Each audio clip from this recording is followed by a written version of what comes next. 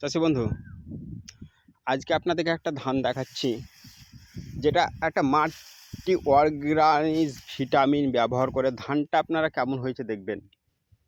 এর উপকারিতা কি আপনাকে দুটো ধান পাশাপাশি দেখাবো। দেখুন, এই ধানটা দেখুন, ধানটার শীষটা দেখুন, দেখুন,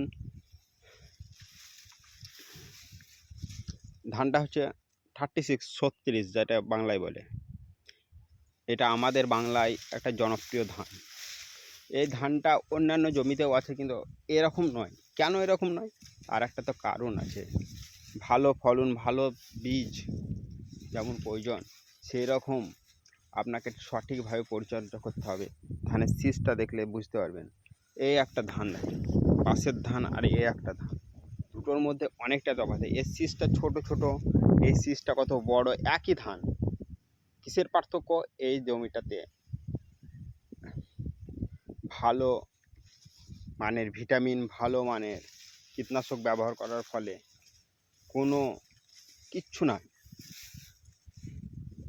আর এটাতে ধানটা ভালো হয়েছে, কিন্তু একটা শীষ ছোট। আর একটা ধানের শীষটা দেখেন কত বড়, কত ধান ধরে আছে একটা শীষে। আর এই ধানে দেখেন ছোট একটা শীষ, সামান্য।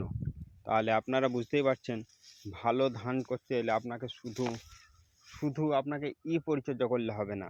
শুধু ভালো সার দেবো, ভালো সার দিন ভালো ধান করে নেবো, সেটা সম্ভব নয়। আপনাকে একসঙ্গে অনেক কিছু করতে হবে। সেটা কি?